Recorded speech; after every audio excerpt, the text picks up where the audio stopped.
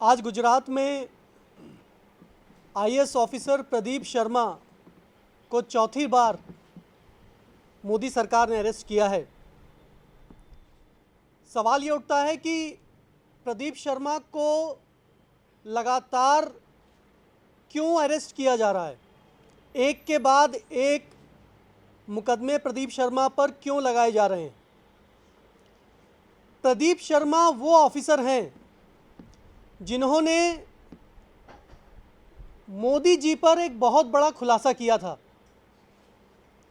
जब मोदी जी मुख्यमंत्री थे तब उन्होंने पूरी गुजरात सरकार की पुलिस, इंटेलिजेंस ब्यूरो, एटीएस और क्राइम ब्रांच, इन तमाम एजेंसीज को एक महिला की जासूसी पर लगा दिया था। उस महिला की मूवमेंट्स, वो कहाँ आती हैं, वो कहाँ जाती हैं, वो होटल के किस कमरे में रुकी हुई हैं, वो किससे बात कर रही हैं, ये सारी गतिविधियों पर नज़र रखने के लिए गुजरात सरकार की तमाम एजेंसीज मोदी जी ने लगा दी थी। और इसका खुलासा प्रदीप शर्मा ने सुप्रीम कोर्ट में एक हलफनामे पर किया था। सुप्रीम कोर्ट में ऑन ओथ प्रदीप शर्मा ने कहा था कि उस समय के गुजरात की मुख्यमंत्री और वर्तमान प्रधानमंत्री नरेंद्र मोदी जी की एक महिला में असामान्य और विशेष दिलचस्पी के कारण मुझे टारगेट किया जा रहा है और मुझ पर गलत मुकदमे रजिस्टर हो रहे हैं। प्रदीप शर्मा के ऊपर जो भी आरोप हैं, हम उनकी ना पैरवी करते हैं, ना हम उसमें जाना चाहते हैं। उसकी जांच होनी चाहिए। सवाल यह है कि देश में कैसे मोदी सरकार अपने तमाम विरोधियों के ऊपर जो दमन चक्र चला रही है, वो देश के लिए बहुत खतरनाक है। मोदी जी चुन चुन कर अपने विरोधियों को टारगेट कर रहे हैं, चाहे वो प्रदीप शर्मा हो, चाहे वो कोई और ऑफिसर हो, चाहे वो आम आदमी पार्टी के एमएलएज हों और आम आदमी पार्टी की सरकार हो। देश में मोदी जी दमन चक्र चला रहे हैं।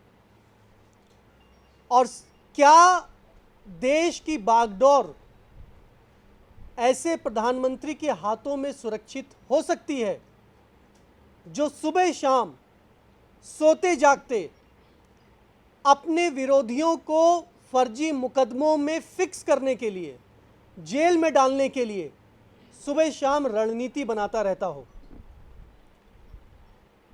जो स्नूप गेट के टेप्स थे, उससे एक बहुत भयानक सच देश के सामने आया था।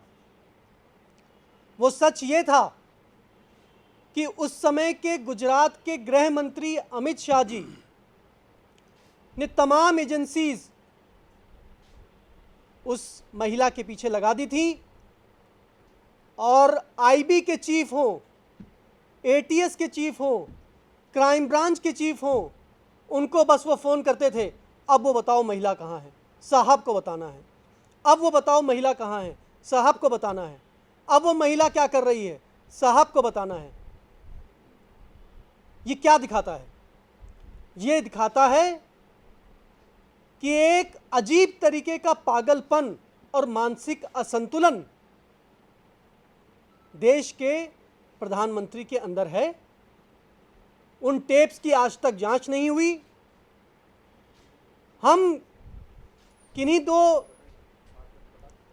एडल्ट्स के बीच में संबंध के विषय में नहीं जाना चाहते हैं। वो टेप्स दिखाते हैं कि एक बहुत ही घिनौना क्राइम हुआ था गुजरात में। वो क्राइम था फ़ोन इंटरसेप्ट करना, एक नौजवान महिला के मूवमेंट्स पर नज़र रखना, एक नौजवान महिला की जानकारी के बिना उसके पीछे तमाम पुलिस एजेंसी छोड़ देना, एक नौजवान महिला के बेडरूम में झांकना और उसको देश का सबसे ताकतवर व्यक्ति अपनी निगरानी में कर रहा था। यह बहुत ही गंभीर सवाल है और आज प्रदीप शर्मा की अरेस्ट से फिर से ये सवाल देश के सामने खड़ा हो जाता है कि इस तरीके का पागलपन, इस तरीके की दीवानगी, मानसिक असंतुलन जो देश की टॉप एग्जीक्यूटिव में है, वो देश के लिए अच्छा नहीं है। और देश में ये जो दमन चक्र चल रहा है, उससे देश को बहुत बड़ा खतरा है।